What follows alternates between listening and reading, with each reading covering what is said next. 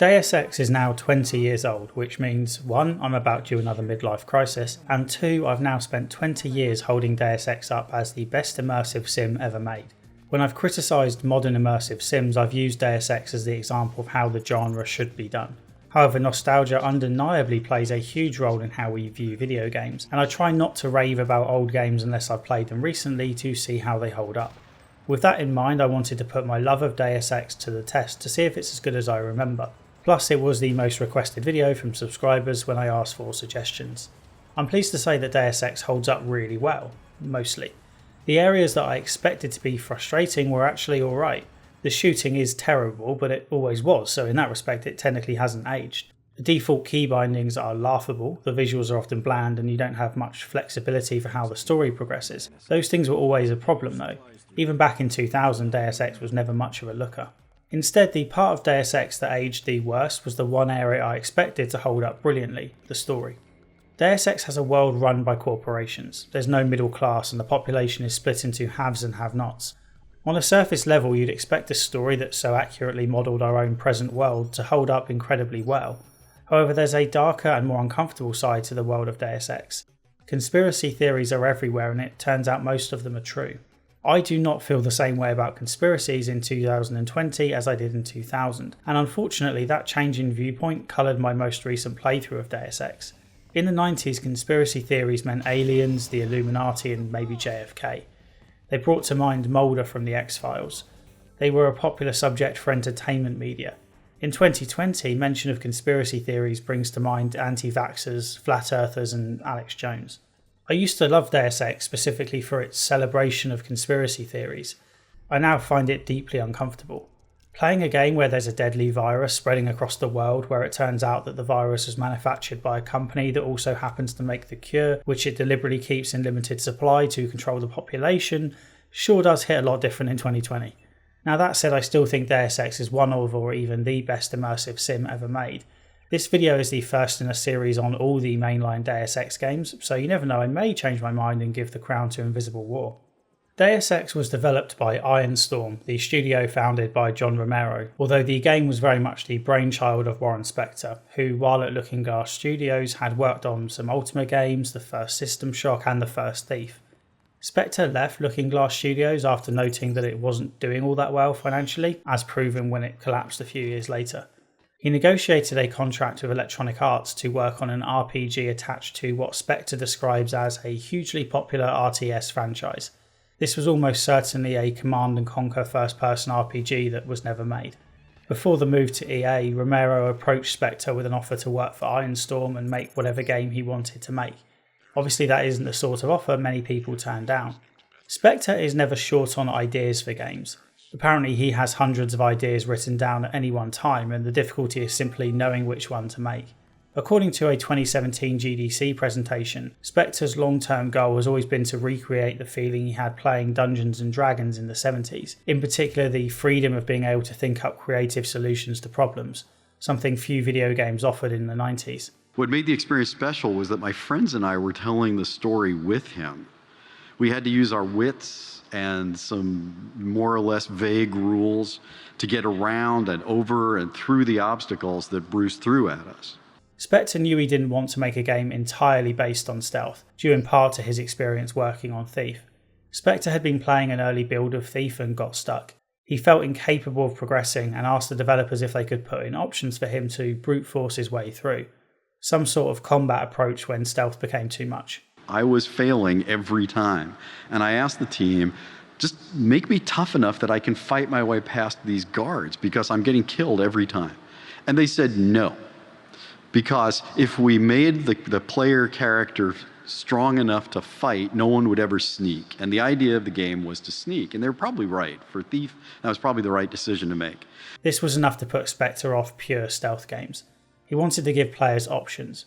They could sneak if they wanted to, but if push came to shove, they should be able to shoot their way out too. Having worked on Ultima and System Shock, Spector declared that he was done with swords and space for the time being, and wanted to work in a present-day real-world environment. This was relatively rare at the time. Games like Duke Nukem, GoldenEye and Half-Life were notable exceptions, but for the most part it was considered too technically demanding to set a 3D first-person game in the real world, because of the expectations that come with that. 3D first-person games were still in their infancy, and it was a technical challenge to create cities in open environments that looked how people expected them to look. Ultimately, Spectre decided that the present-day setting simply wasn't possible, and decided to set his game, initially called Shooter Majestic Revelations, in a dystopian future because this allowed for more artistic license with the visuals, and draconian laws like curfews gave a ready-made excuse for there being empty streets. Spectre wanted Deus Ex to be a genre mashup. He envisioned it as part James Bond, part Thief and part D&D. This created some internal conflict during development. The developers had different areas of expertise and interests. Some were more concerned with making a flexible story-based role-playing game, while others wanted to focus on the immersive sim aspects. Spectre even appointed 2 development leads instead of 1, which he later admitted was a mistake. Understandably, the 2 leads often disagreed about the best approach and one of them ended up leaving. Spectre's story inspiration came from examining current events and then extrapolating them forward to consider how the world might look in 2052 when the game is set. Spectre focused on a couple of trends. One was the increase in terrorist attacks on the US and the resulting increase in media coverage around those attacks. Spectre predicted there would continue to be an increase in terrorist activity, hence the protagonist of Deus Ex as an employee of an anti-terror organisation.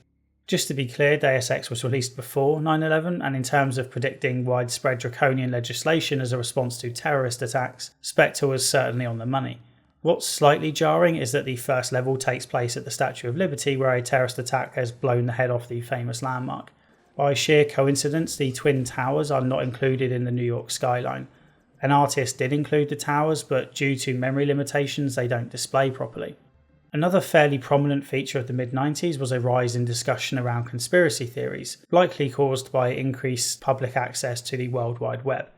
Spectre thought it would be fun to imagine that things like aliens and the Illuminati were real. The only conspiracy theory I personally cared about in the 90s was whether Tupac Shakur had faked his own death, and unfortunately Spectre never included that one. Body augmentations were still a long way off, as was nanotechnology, but both were being discussed in scientific journals in the 90s and seemed a realistic possibility for the future. Engineers had also started speculating about the potential for an AI singularity, the point when AI becomes more intelligent than a human. According to the original game design document, the main antagonist would have been a sentient AI known as Adam, and the best possible ending to the story had the protagonist JC Denton merging with the AI to combine an incredible intelligence with human compassion. However, one of the bad endings would have seen Adam take over the world and technically make things safer at the cost of personal freedom. This option was incorporated into the final release, with the player able to merge with an AI at the end, although it's fair to say the AI isn't the main antagonist anymore. Much of the content from this version ended up being cut.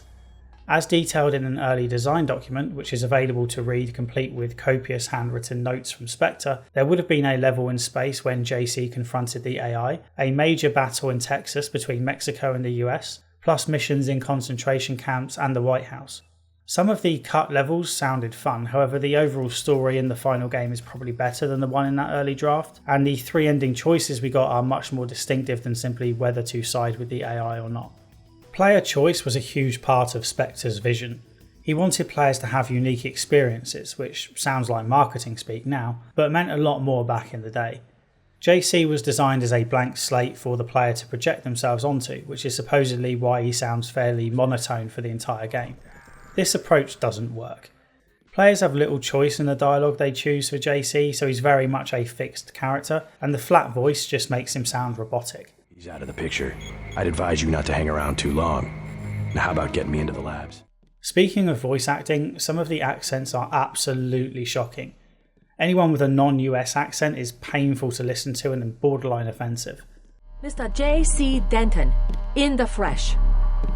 As dark and serious as his brother. Deus Ex was developed on the then quite new Unreal Engine.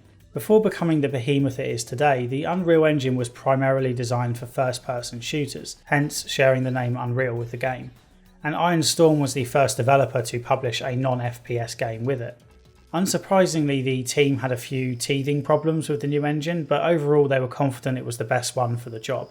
Spectre probably didn't fancy going back to Looking Glass and asking to work with their Dark engine.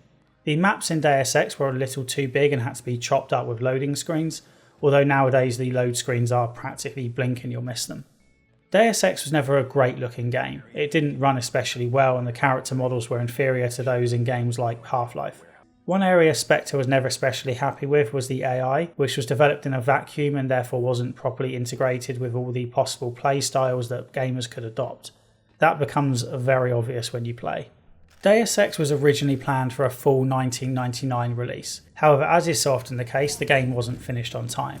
Or rather, it was finished, it just wasn't good. Spectre described this version as boring, and Ironstorm gave his team another 9 months to improve it.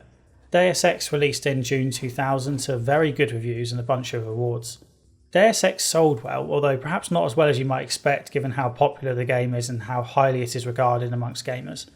As of 2009, Deus Ex had sold 1 million copies. Not a huge number, although expectations wouldn't have been sky high given that it was a PC-only release in a bit of a niche genre that was barely a genre at that point, and made by a small and new development team.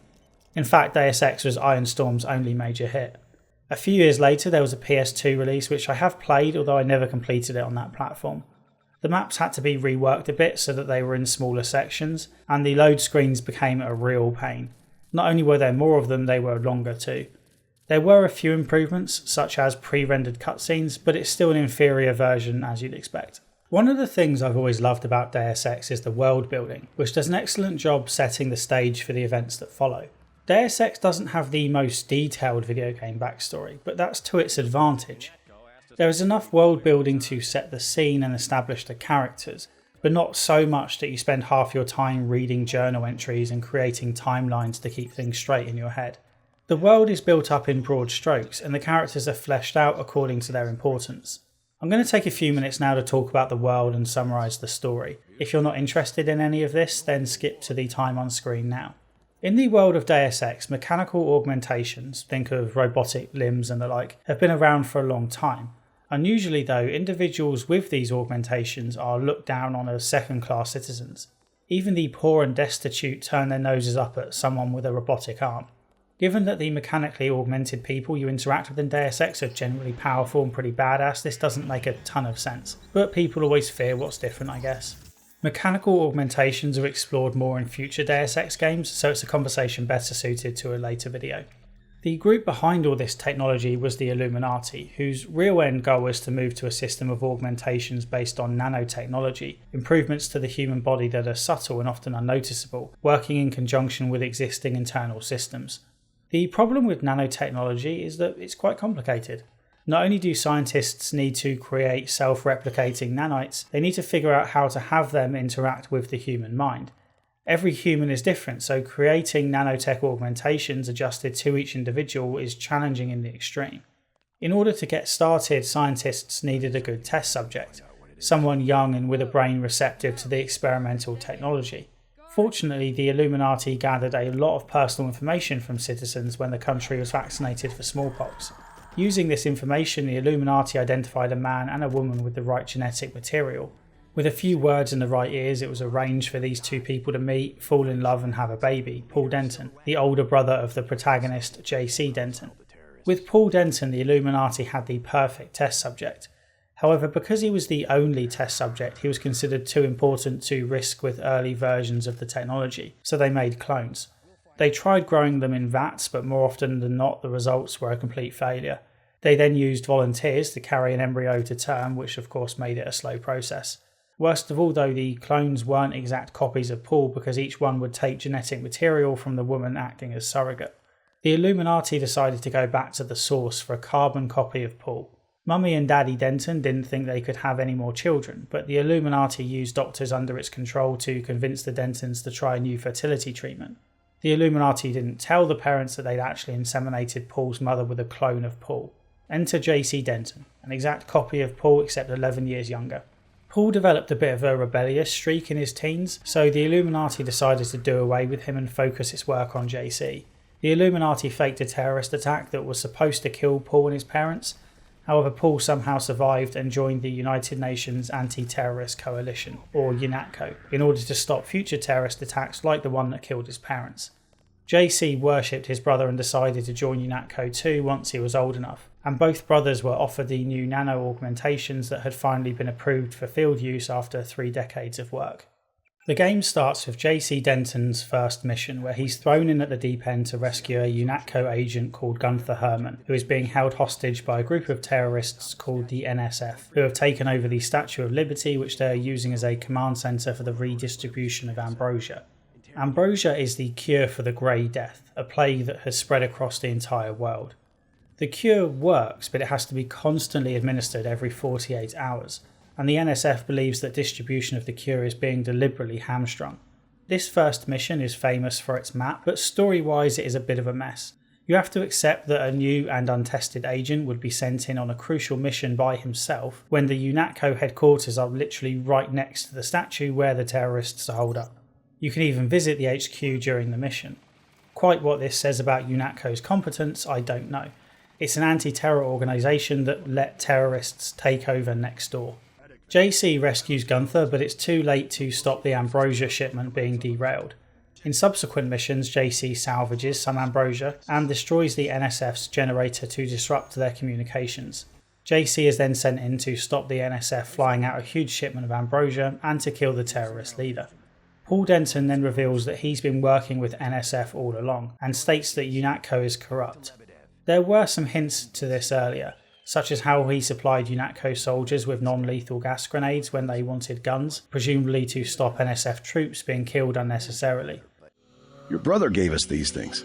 Look at this. Irritation to all exposed mucous membranes. What's that gonna do? Just tell Paul to give us bullets next time. Here's one. Prolonged exposure can damage the bronchial pathways. Prolonged exposure? It's like giving them cigarettes or something.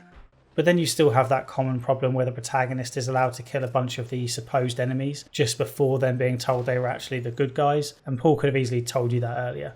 Paul convinces JC to join the cause, with remarkable ease I might add, and JC agrees to activate an NSF distress signal. UNATCO finds out Paul and JC have betrayed the organisation and activates the kill switches built into both of them. This starts a 24-hour timer on their lives, although depending on your actions, Paul's probably going to die before the timer runs out. JC is captured by a group called Majestic 12, headed by a man called Bob Page. Page used to be a high-ranking member of the Illuminati, and engineered a coup where he took over the most influential parts of the organisation and sent the rest into hiding. Page wants to use nanotechnology to merge with a powerful AI and rule the world by himself, shaping it entirely in his own image. Another AI, known as Daedalus, helps JC escape from prison, which it turns out is directly below UNATCO headquarters, confirming that UNATCO is indeed corrupt. With JC's kill switch still ticking, he heads to Hong Kong to get help from a man called Tracer Tong who can deactivate it, although Tong will only do so if you help him with a little problem involving 2 rival gangs in Hong Kong and a special sword. This entire section is largely a pointless distraction and absolutely feels like padding or a side quest that's been made mandatory. Anyway, Tong deactivates the kill switch and points you in the direction of VersaLife, the company in charge of manufacturing ambrosia. JC discovers that VersaLife didn't just make the cure to the plague, it made the plague itself. It created a problem and sold the solution, a bit like when Ubisoft makes leveling up really slow and then sells XP boosters, except a touch more evil I guess. As if that wasn't bad enough, VersaLife keeps the cure in short supply, and uses this as leverage to get what it wants. JC follows a group of rebels known as Silhouette, which eventually leads to a man called Morgan Everett, the current leader of what is left of the Illuminati. Everett wants to create a permanent cure to the Grey Death with none of this limited supply nonsense. However, to do that, JC first has to rescue a scientist and his daughter and divert a missile strike. The final mission to stop Bob Page and Majestic 12 takes place in Area 51, and at this point JC is presented with 3 choices that determine the ending of the game. Thankfully the choices aren't presented as different colours or people would have been mad and started a petition or something. Everett wants JC to kill Page and defeat Majestic 12 so that life can return to normal, with normal of course being the Illuminati ruling the world in secret. Things will improve somewhat. I suppose the Illuminati is better than Majestic 12 when push comes to shove, but it's hardly worth getting excited over a return to the status quo when the status quo was so shitty for so many people. Tracer Tong wants JC to not only destroy Page and Majestic 12 but also to blow up Area 51 and all the technology within it, which is what the Illuminati uses to control the world. This would end all global communications networks like the internet and send humanity into a new dark age of sorts. It would be a chance for humanity to start again and try to build a better world, one that didn't favour a minority of rich people at the expense of leaving the majority poor and destitute. Knowing general human nature, I can't imagine this would work. We'd probably learn nothing and repeat all the same mistakes, but this is clearly presented as the best option. It's the only one that ends with free will for the human race. Finally, there is the AI solution, which is similar to that in the Scrap story.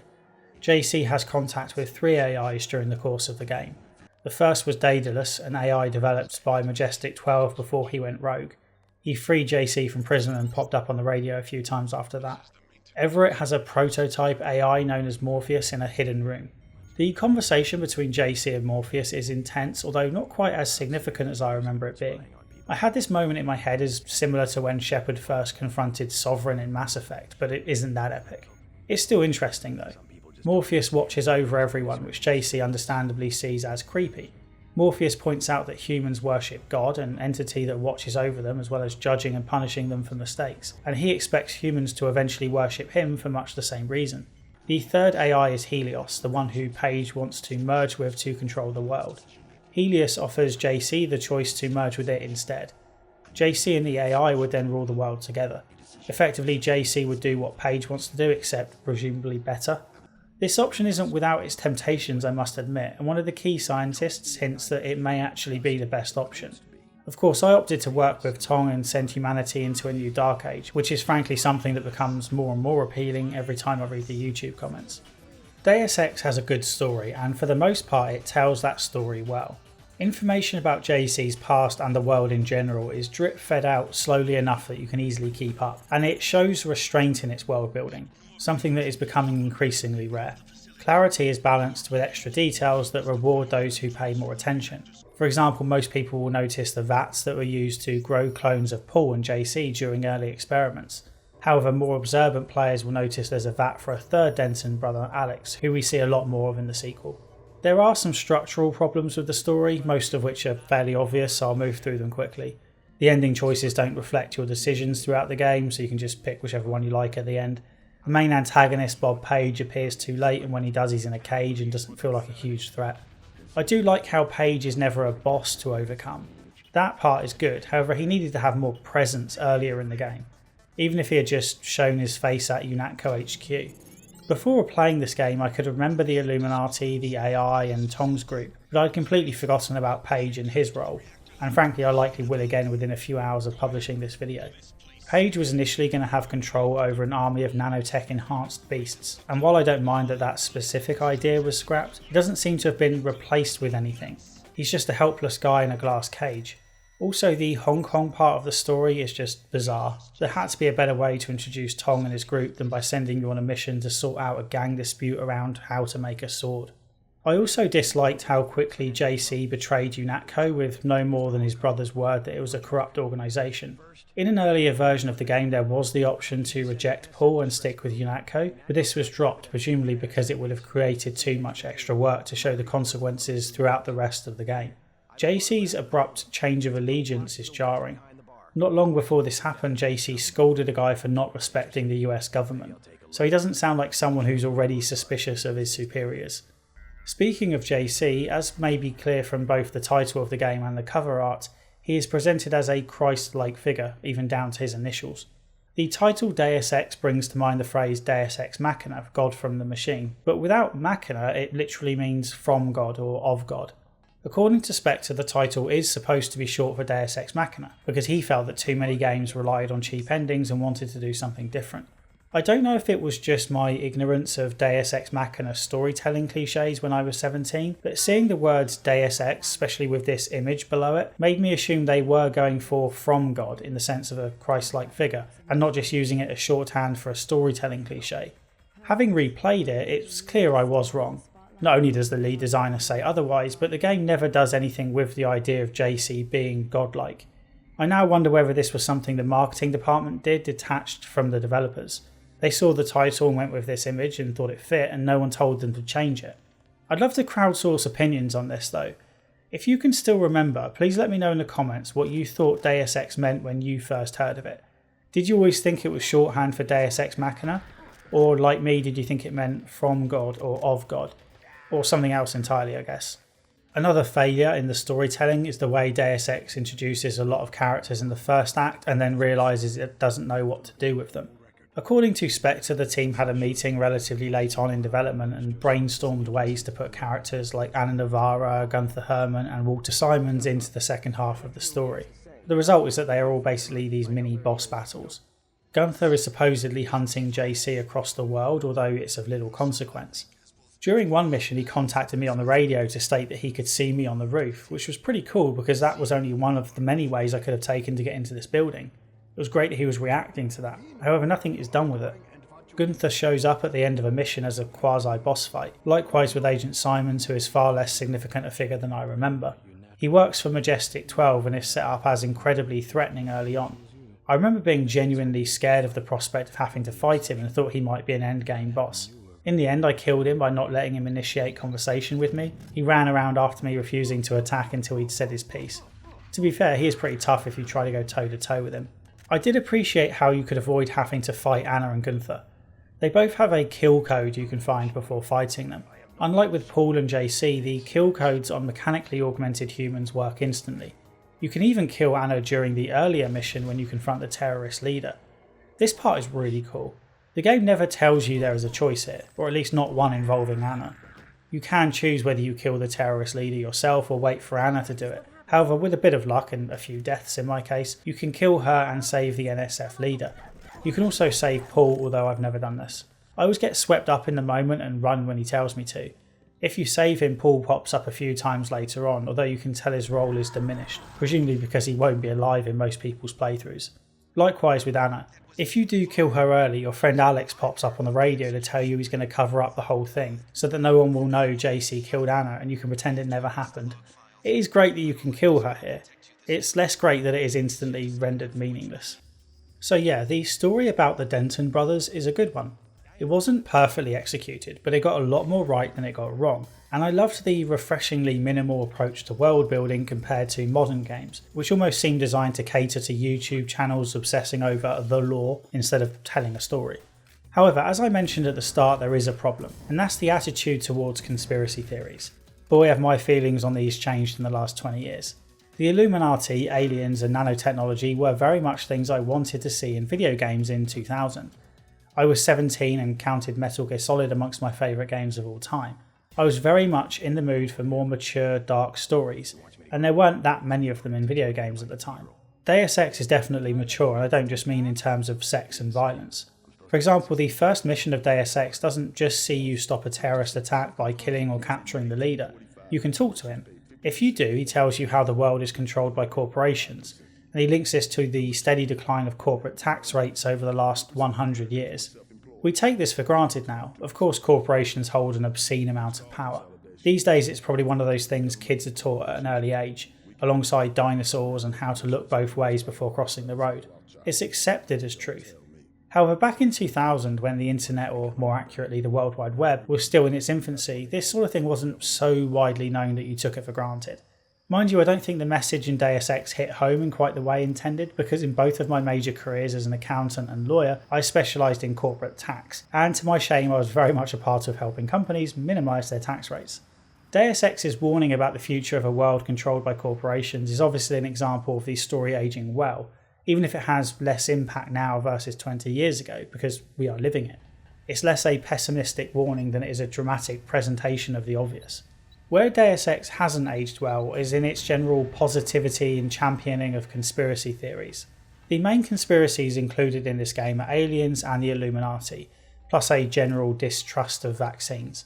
I wasn't heavily exposed to the Illuminati conspiracy as a teen, but I knew about aliens and Area 51 of course, and I loved the episodes of the X-Files that focused on Mulder's investigations into government cover-ups.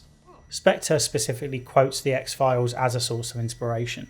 My main exposure to conspiracy theories came through entertainment media. Men in Black and The Matrix are obvious pop culture examples, but there's a lot more. In other words, it was art that was specifically designed to entertain.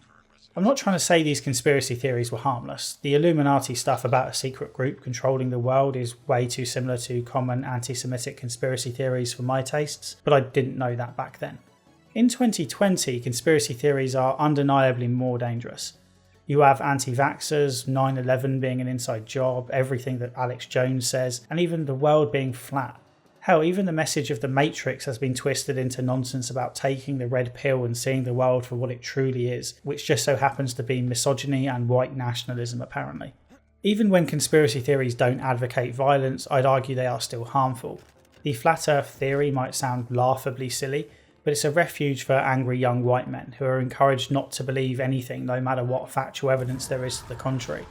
And then there's the delivery method for this information. People don't pick up on these conspiracy theories by watching mass market entertainment. They learn about them by watching angry people on YouTube. It's not art and entertainment entertaining people. It's anger driving more anger by way of an algorithm that puts views above the nature of the content it's promoting. In short, I no longer see conspiracy theories as fun or as a source of entertainment. If that sounds extreme, then consider one of the major plot points in Deus Ex. There's a deadly plague spreading across the world. That plague was manufactured by a company in order to control the population. The cure is deliberately suboptimal and is being restricted to serve the corporation's larger goals. In 2020, we have a deadly disease sweeping across the world, and we've already had people suggest that the disease was man-made, despite evidence to the contrary. A vaccine is being developed, and it's obvious some people will refuse to take it, claiming it's dangerous. Even if I'd played Deus Ex last year instead, the uncomfortable feeling around this story would still have been there. To be clear, this is not the fault of Warren Spector or anyone at Iron Storm. They couldn't have known that the increasing ease of access to information would somehow make people stupider and less concerned with facts. I don't think anyone imagined a world where we had access to the entirety of human knowledge via a small computer in our pockets, while simultaneously being more ignorant than ever. Anyway, let's get on to something lighter and talk about how Deus Ex actually plays. One of the genres Spectre added to the mix with Deus Ex was the role-playing game, and for the most part this was not done well. As discussed, there's little conversational freedom or chance to mould JC Denton into the type of character you want him to be. Although you have the freedom to kill some characters early or save one in the case of Paul, it doesn't make a lot of difference to the story. Neither does your playstyle, although you may get the odd comment about killing a lot of people if you took an aggressive route. Obviously the ending choices are literally just that, choices you make at the end. They are in no way based on your actions throughout the game. There aren't many moments where the world of Deus Ex feels alive and reactive, but the ones it does have are quite memorable. My favourite was probably at the home of the Illuminati leader Morgan Everett. I was on my way to the helicopter to leave when I noticed a dead body on the floor. I'd already walked past this and hadn't thought much of it. A dead body in a game full of dead bodies isn't a huge deal. Except this was a non-combat level and the dead guy was dressed like a mechanic. There's another mechanic near the helicopter and the game conveniently labels him as Odd Mechanic. Sure enough, if you speak to him he sounds dodgy and his accent is decidedly American, even though he's supposed to be French. If you confront and kill the mechanic, your pilot notices that the helicopter was sabotaged. If you don't, the helicopter crashes en route to Area 51 and your pilot dies. If you explore Everett's house, you will also find a former Illuminati leader, Lucius De Beers, who is being kept alive with cryogenic freezing. Everett promised De Beers to free him once a way was found to restore his body, but Everett admits to JC that the technology has been around for years and he has no intention of freeing De Beers. Unfortunately, this is another one of those situations like the Anna one earlier, where the consequences of your actions aren't followed through on. I expected Everett to turn on me after I killed De Beers because he made it clear he wanted to keep De Beers alive. However, all Everett did was get slightly mad and tell me off. I suspect this is because Everett is too crucial to the endgame choice and therefore you can't have him as an enemy. The hostage rescue in the hotel was also good. The manager of the hotel pretends that all is fine, but if you walk into the room, which I did because I saw loot, you'll find he was being held at gunpoint by a third kidnapper. There's a nice character moment when you're escaping UNATCO where the man in charge of the armory decides to let you in to stock up on weapons and gear. He refuses to join you in fighting against UNATCO because he thinks people need to stay and try and change it from the inside. One minor thing, and I know it's really cheap, but I love how your boss tells you off if you go into the ladies' restroom at the beginning of the game. Your main opportunity to roleplay comes through the skill tree, which opens up a lot of options and is what makes Deus Ex an excellent immersive sim. There are 11 skills in total, which can unofficially be split into two categories, combat and environment. Instead of a numerical representation, each skill is at one of 4 different levels. Untrained, Trained, Advanced and Master. You buy upgrades with skill points. I like this system. As Warren Spector has pointed out, the difference between having a skill of 72 and 73, for example, is typically so meaningless that the distinction is useless, so it makes more sense to group them up in broader skill ranges. The cost of upgrades is high enough that upgrades are rare. These days I'm used to being able to invest in new skills after every major story mission, if not more often, whereas in Deus Ex I only spent skill points on about 5 or 6 different occasions in a 30-hour playthrough. Skill points are awarded constantly but in low amounts, and you need thousands to upgrade. In addition to getting skill points for completing main missions and secondary objectives, you also get points for accessing optional or secret areas, and it feels like barely a minute goes by without getting more points. They add up slowly though, with about 50 awarded for discovering a new location. For context, you need over 6,000 to move from Advanced to Master. You're given enough points to make a couple of low-level purchases at the start. You don't have to invest in combat at all, but I highly recommend upgrading at least one of these skills because the vast majority of people will engage in combat, and probably quite often. You can be non-lethal about it if you like, except for a few scripted encounters, but you will need a weapon. The characterizations aren't overly narrow, mind you. I went with rifles because I planned to use a sniper rifle as my main weapon. However, shotguns are also counted as rifles, which opens up two fairly distinctive approaches with just one skill. The bad news is that, as I'm sure you've heard, the shooting in Deus Ex kinda sucks. I hated the shooting when I first played it, but that's in large part because I didn't know what to expect. I saw a 3D game in first person where you held a gun, and I assumed it was a first person shooter. I didn't know what an immersive sim was. I went into Deus Ex expecting to shoot everything, and I assumed that I would hit where I aimed. Boy, is that not the case. Obviously nowadays I know what to expect. Even without specific knowledge of Deus Ex, I know that it's an immersive sim, which typically means its areas of strength lie elsewhere. I know that I'm supposed to find creative solutions to problems and not rely on gunplay all the time. Instead of getting frustrated at the missed shots, I accepted them as part of the intended experience. The game was telling me that my character wasn't a good enough sniper yet and needed more skill points invested in rifles, just as with an RPG. Sure, it feels different when you have more control over the aiming compared to a turn-based combat system in the early Fallout games, but I didn't hate it. I focused on spending skill points in the rifle category to reduce the aim wobble, and I enhanced the rifle itself whenever I found mods. By the end, JC was a great shot.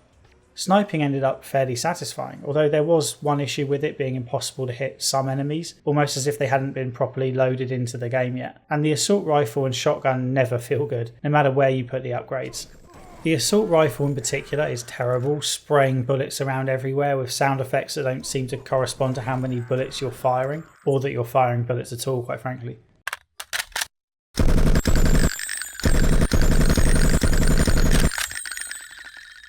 Speaking of sound effects, the noise your feet make on the floor as you walk or run rarely corresponds to the surface you're walking on and can be quite distracting.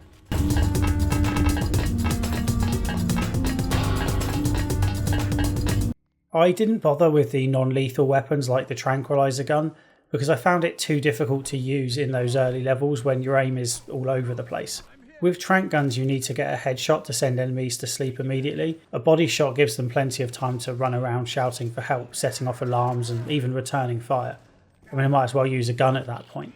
Melee weapons face a similar problem early on, but about a third of the way through the game you gain access to that blue laser sword in Hong Kong, and it is insanely powerful.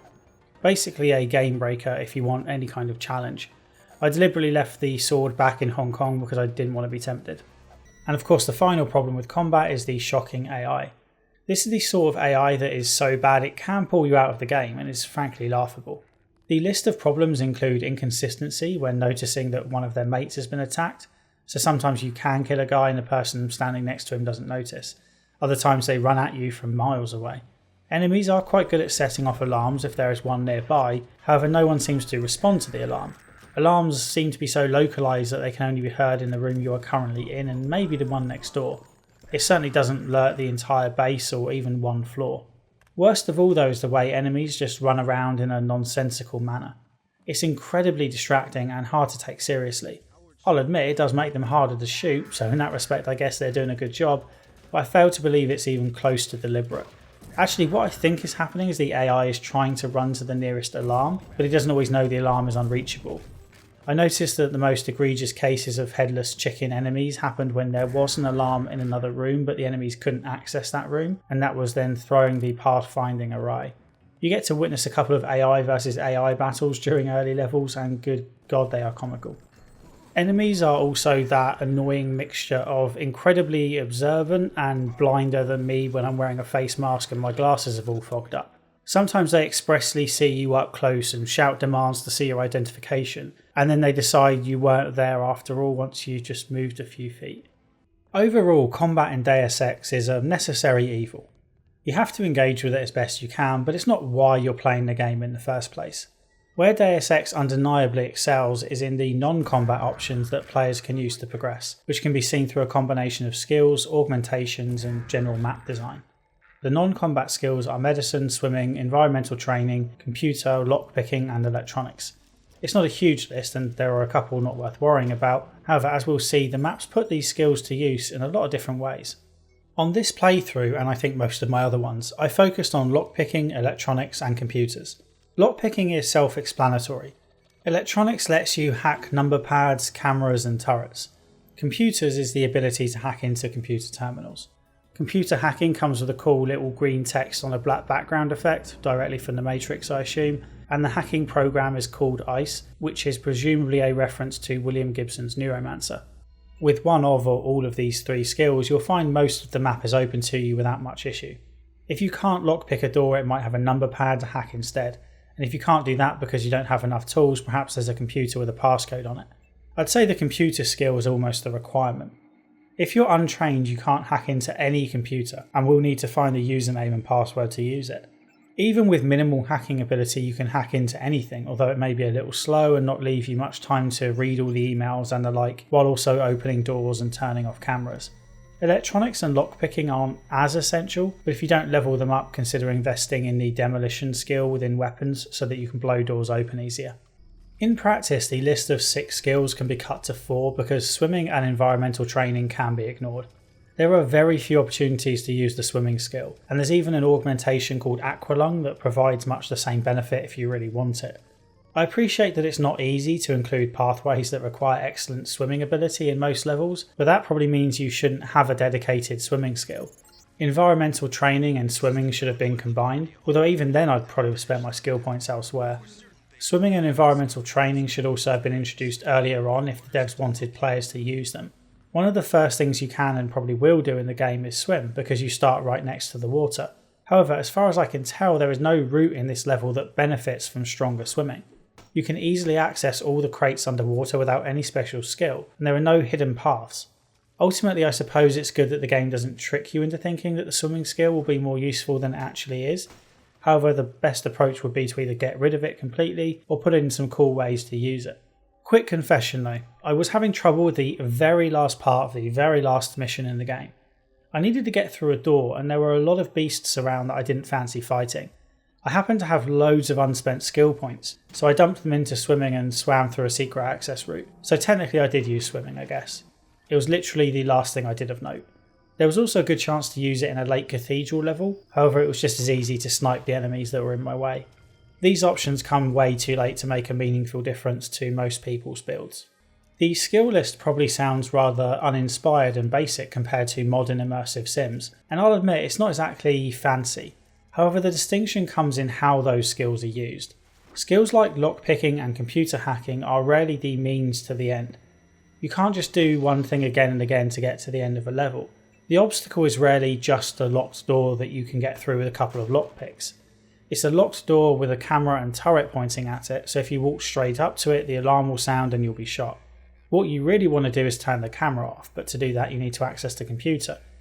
Using the electronic skill might get you into a room with the username and password for the computer, or you can hack it if you have the computer skill. You may also want to think about what's on the other side of the door. More cameras perhaps, lots of enemies, maybe even bots. Perhaps you should find another way through altogether. Maybe you can find a way to deactivate the bots or even turn them against the enemies before you get to them. And then there are more sporadic options, such as very rarely being able to talk to an NPC who might give you a passcode or useful bit of information. or the level where you can release toxic gas into the sleeping quarters, which should kill all the enemies there, although for some reason half of them were unaffected when I did it. The skills nearly always feel intertwined, and no one skill or tactic works as a magic win button. Take the use of vents for example. Vents are common in Deus Ex, and on the face of it they present a good way of getting past an obstacle sight unseen, except that they rarely work like that. More often they just make things slightly easier. For one thing, you often need to pick a lock before accessing a vent, so it's not a given that you can use it anyway. And when you do, you'll find the vent is more likely to take you to a supply room, or maybe a room with a computer in to hack, than to actually let you skip the obstacle entirely. I remember one level near the end when I needed to get past a corridor full of radioactive waste. I had a hazmat suit, but it wasn't strong enough. There was a vent right next to me, and I assumed it would conveniently lead me right past the radiation if I picked the lock. It kind of did, but only after I found another secret path that led me over the waste via some piping. My bias for Deus Ex can be seen in how I find beauty in systems that don't work that well, such as climbing. This system is horrible to use. JC can barely jump over a crack in the pavement, let alone vault up onto crates. This system is so bad it almost feels like cheating to use it, which ironically is what makes it feel so good. When you dump a bunch of crates in the right place to get on top of a roof that looked inaccessible, you feel like you've broken the game a bit, like you're speed running and you found a cheat. On the other hand, interacting with ladders is an absolute nightmare, especially when trying to go down them. At best, it's just a little finicky, at worst you fall to your death. I'm aware that this will also sound like positive bias, but I find Deus Ex's restraint around abilities to be one of its strengths. Despite initially thinking JC was going to be a Jesus Christ-like figure, he's actually fairly restrained. Well, in terms of video game characters anyway. JC's major skills in my playthrough were all forms of lockpicking, be they physical or digital. He specialised in one type of weapon, and I used the same 3 guns for nearly the entire playthrough. Not just the same gun type, the same actual guns. I stuck some mods on them to slightly improve range, reload times and clip size, but those are minor tweaks. The same sniper rifle that killed NSF troops around the Statue of Liberty on the first level also killed aliens and Men in Black at Area 51. There was just less aim wobble. There are also augmentations of course, although with the exception of the flashlight I didn't use them much. They use up power which has to be refueled via biocells. I'm always terrible at using consumables, so I kept saving biocells and not using augmentations often until I just got used to then not using them. That's not to say they aren't helpful though. Useful augmentations include the ability to be quieter and therefore more stealthy around human enemies, and even invisible to radar around robotic enemies. Plus there's things like soaking up more bullets, improved strength and better aim. There's also an augmentation that makes your other augmentations last longer. I think this would have been better as a passive skill though. It's a bit annoying to have to activate an augmentation before using other augmentations. While I didn't bother with augmentations all that much, they are definitely useful if you plan to play stealthily. Quickly being able to make yourself almost invisible is obviously a useful trick after all. Unfortunately, one area Deus Ex fails in is the stealth. You can certainly avoid a lot of enemies, and hell, maybe even all of them apart from bosses, although I couldn't. However, the better question is, do you want to? Stealth is slow, really slow. Okay, I know stealth is always slower than normal walking or running, but here it's painfully slow and none of the skills are tailored to making it more interesting. You also can't do basic stuff like shooting out lights or distracting guards. My experience with stealth here involved a lot of waiting around for guards to be in the right place. Frankly, I'd rather just shoot them, and I say that as someone who usually really enjoys ghosting through stealth games. A few moments stand out as being good stealth options, such as when there's a hostage situation in a train station. If you like, you can sneak on board the train and leave without rescuing hostages and just leave them to their fate. I didn't find many examples of this, although for the most part my idea of stealth was using a sniper rifle, not ghosting through levels. I'll admit most modern immersive sims do pure stealth options better than Deus Ex. I guess it's a consequence of Warren Spector not enjoying it in Thief. Fortunately, Deus Ex's brilliant maps make the most of a rather basic skill set, which is ultimately what makes this one of the best immersive sims. There's nothing unique about being able to pick locks or hack computers, it's the way it's used in the levels that makes it stand out. Warren Spector never set out to make huge maps in Deus Ex. They often feel large on a first playthrough because you explore thoroughly and always take the least direct path to your goal, but on the way out of missions you notice that the play space was actually not all that big. That was the point. Spector wanted to make levels that were deep, not large. He didn't want players to move forward from A to B to complete a level. In fact, it's not uncommon for the entrance and exit or start and end goal to be quite close together. However, you typically have to go to C, D and E first before you can get to B. The map design reminds me a bit of modern Hitman games. Finding the target is often not difficult. They may be out in the open and quite close to where you start. The challenge is figuring out how to kill them and get away with it, and that could take you all over the map. Let's look at the first mission on Liberty Island. This map is fairly famous, and for good reason. Whether it's a good map to have as the first level is up for debate. It certainly provides the player with a bunch of cool options to try out, but it can also be quite daunting. If you don't already know what is expected of you, I don't think Liberty Island helps all that much. It's a baptism of fire in that respect, and not the sort of thing you see in many modern games. There is a separate tutorial, but that more serves as an introduction to the controls than it does what is expected of you in the game. Anyway, your goal is to reach the Statue of Liberty, or what's left of it, to rescue your fellow agent Gunther and capture the terrorist leader at the top of what is left of the statue. There is a nice straight path from the starting point to your goal. In theory, you can walk straight up to the statue, through the front door, rescue Gunther, and head upstairs to confront the terrorist leader. However, there are a bunch of guards blocking your way, not to mention a patrolling bot and a camera over the door. Plus the door is locked. You clearly aren't supposed to take this direct route, and even if you do plan to go through the front door, you're expressly told that first you should meet someone on the opposite dock to get a key code. Obviously there is a better route that avoids some of the trickier combat scenarios, and gamers are now fairly well trained to look out for these alternate routes. Not only are there more immersive sims such as the Dishonored and Bioshock series and Prey, there are also indirect options in RPGs like The Outer Worlds and Fallout, and even in action-heavy first-person shooters like the modern Wolfenstein games. However, as you'll know if you've watched my videos on those games, the stealth options tend to be presented in the least interesting way possible. Wolfenstein was the most egregious offender when it gave you 3 options to get past the door depending on what special gear you had equipped, except all the options were lined up right next to each other and you just picked the right one. The Outer Worlds made you look around ever so slightly to find an obvious hole in the wall. Prey was a little more subtle but still put all its options in full view. If you were strong you could move crates out of the way to get in. If you had a key code you could use it on the door. One way or another you would be able to get into the room you needed to access, and you probably wouldn't need to think about it too much.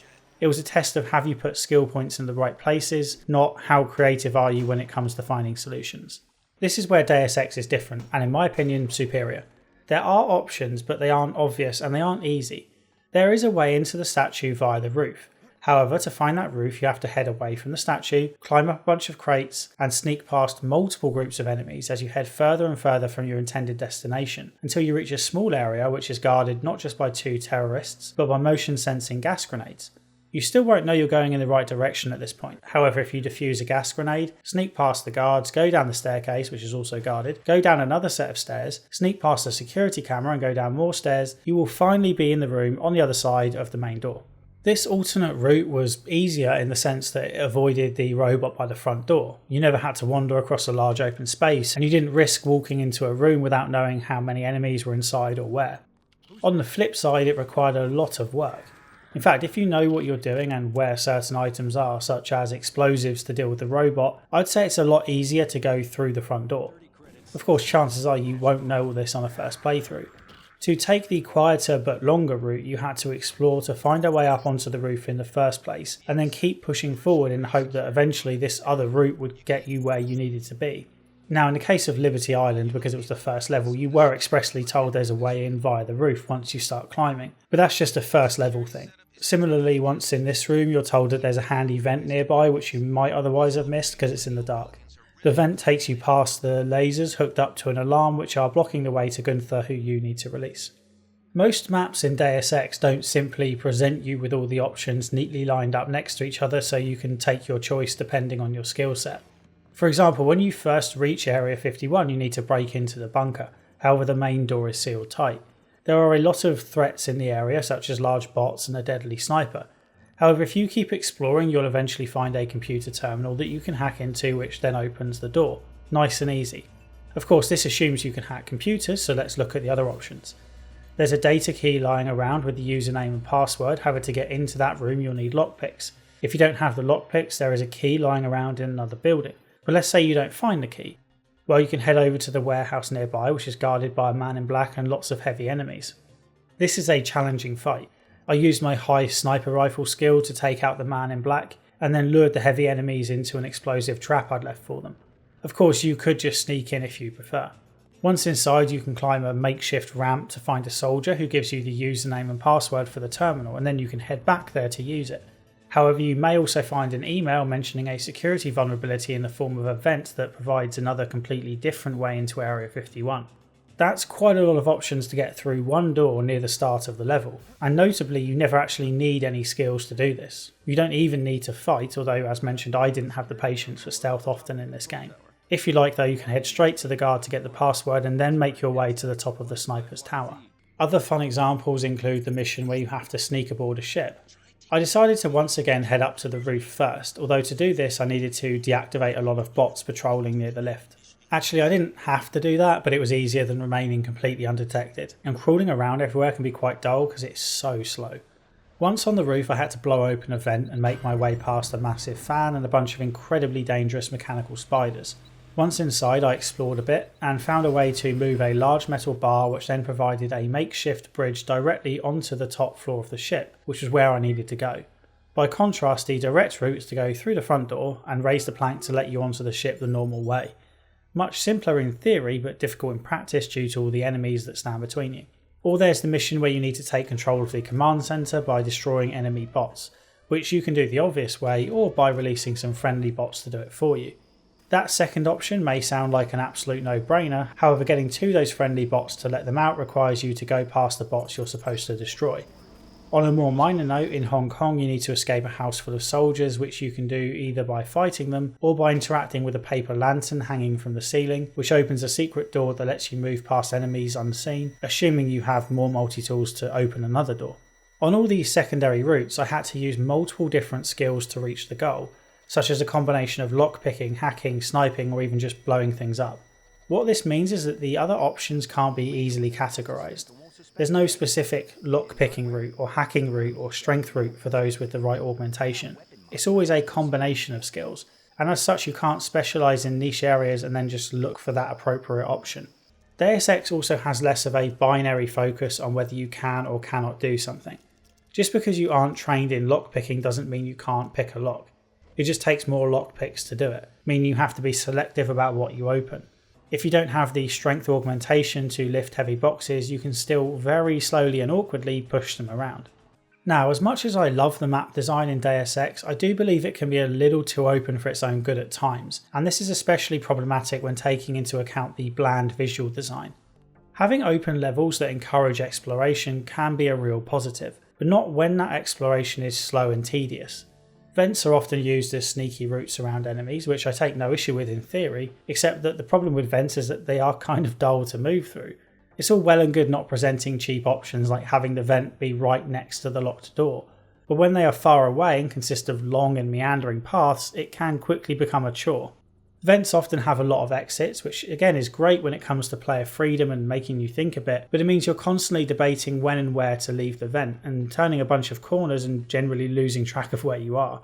Without a constantly updated map, I found it incredibly difficult to know where I was when in the vents. On one level, JC gets radio updates while in the vents telling him where he is at any given time, but ironically this happened in one of the smaller spaces and wasn't actually necessary here. More generally, the game uses too many long repetitive corridors, possibly as loading screens, which again makes it easy to get lost. You're often given maps to use, but some, such as the one in Area 51, are nigh on useless. Most levels don't have enough environmental details that let you identify where you are at a given time, and if you don't know where you're starting from, the map is kinda useless. Partly of course this is just a sign of when Deus Ex was made, and I'm certainly not advocating for lots of waypoint markers or yellow ledges in the environment to guide the way. I'm just after a happy medium. One example of how the bland environmental design can be a problem is once again actually seen on Liberty Island. Strangely, I managed to get stuck on this level in the exact same place I did on my first ever playthrough 20 years ago. After rescuing Gunther, he tells you to go to the roof to stop the terrorist leader. As you know, I'd already been to the roof because I came down from there in the first place. I went back up and for the life of me couldn't figure out where to go next. I wandered around on this level for ages until I finally realised there was a staircase tucked behind this wall. It's not hidden, I just couldn't see it for some reason. I could see the gap there, but there are gaps everywhere in this square and they usually lead back out again. A basic sign on the wall like you'd see in a tourist spot would have helped a lot here. On one level I didn't see a lift for ages because it was tucked behind a large column in the middle of a room, and the way you walk through the room the first time means you likely walk right past it without looking back, so you don't know it's there. It also doesn't look like other lifts in the game. And of course, sometimes I'm just being a complete dumbass. I didn't notice the stairs down from the kitchen to the basement in this level because I didn't turn my torch on. The NPC you're with even strongly hints that you should go down to the wine cellar when you first walk in here. Even though it was my fault more often than the game's, it doesn't change the fact that I got lost multiple times, in a way that doesn't tend to happen in modern games, and I found it annoying. I enjoy being lost if it's because of a mystery or secret to find, not so much when I've just misjudged one of the many identical looking plain walls.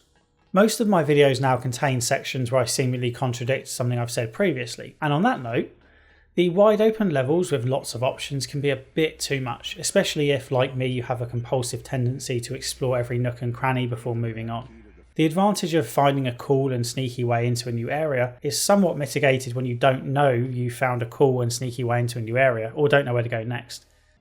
This is even true on the levels I praised earlier for having great design. If you find the solution too easily, like hacking the computer terminal in Area 51 to open the door, or moving the metal bar to create a bridge when you're trying to get onto the ship, you can't help but wonder what you're missing out on. I ended up finding all the ways onto the ship or into the Area 51 bunker just because I was so determined to explore. Another example is found early on when helping Paul. You need to make it to the roof to broadcast a message for the NSF. As usual, there are options for where to go, and I happened to take the route that led straight to the roof. I used my computer skill to hack the computer and broadcast the message. It was really easy, this didn't take long at all.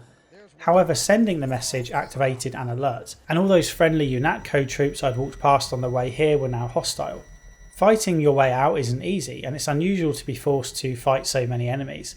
I figured there must be a way to send a message without triggering an alarm. Perhaps if I got the login and password to access the computer legitimately instead of hacking, I wouldn't activate an alarm when sending the message. So I restarted the level and took a much longer route, which drained a significant amount of resources, like multi-tools and lockpicks, but I got the username and password and went back to the computer to send the message, except the alarm still went off. I had done all that work for nothing. All I needed was the basic computer hacking to send the message. In some ways I admire this. Being able to shortcut a level so significantly is a good way to reward you for having certain skills. However, it made me realise that I wanted more information before going into missions. I only went straight to the computer the first time due to sheer luck. Someone else might have gone the long way round without realising they already had the skill they needed to complete the mission. I don't think it would break the spirit of the game to be told at the start that, for example, if you can hack computers you should head straight to the roof, but if you can't then you need to find another way. At least this way you would know in advance that a huge shortcut is available. Mind you, I was wrong about there being no way to avoid all the UNATCO troops. You can avoid much of the fighting by jumping off the roof. You will need full health though, or maybe you can break your fall slightly by throwing a box over the side and landing on it. I tried this but missed. It's also worth noting that in many of the maps, the shortest or easiest route is typically found with the computer hacking skill, and given that you only need a basic level of skill in this to hack any computer, I simply can't imagine anyone not using this skill, unless they are deliberately trying to make life hard for themselves. My criticisms here feel very personal to my playstyle, and I appreciate that adding modern luxuries like a live map could take away as much as it adds. I doubt many other people got lost when trying to get to the top of the Statue of Liberty, for example, when you just have to go up. Speaking of modernising the experience, there are some major mods for Deus Ex that you can use if you want to liven up the experience a bit. As you can probably tell, I didn't use any for this playthrough. I liked the old school graphics for the nostalgia factor, and many of the most popular mods make changes to the game beyond making things look prettier. I wanted the original experience for this one. Except with regards to the default controls, which have bizarre key bindings like reload being the semicolon and aiming down sights being the left bracket button. It's worth spending a few minutes to sort it all out.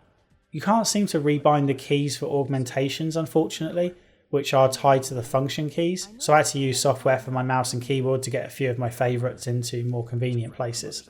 Overall, Deus Ex is still a fantastic game. As an immersive sim, it has a lot to teach modern games about player choice and map design. It feels a little rough around the edges and it's not especially friendly to new players, but it never was, so in that respect it holds up fairly well. It's a shame about the story and specifically the focus on conspiracy theories. What seemed cool and edgy to a teenage me in 2000 feels distinctly uncomfortable in 2020. That's no one's fault, it just is what it is. Alright, I hope you've enjoyed this video on Deus Ex. If you have, I'd really appreciate it if you could hit like, subscribe if you haven't already, and let me know what you thought in the comments. I have a Patreon and your support on there would really mean a lot. Just $1 a month gets your name in the credits and a Patreon role in my Discord server. I'll be covering all of the Deus Ex games in chronological order of release, so expect to see a video on Invisible War in the not too distant future. I'm going to try to squeeze another video in this month, and then it will be Divinity Original Sin in August. That's a big game though, so the video will likely not be ready till the end of that month. I'm really looking forward to playing it and I don't want to rush the experience. Okay, until next time, cheers.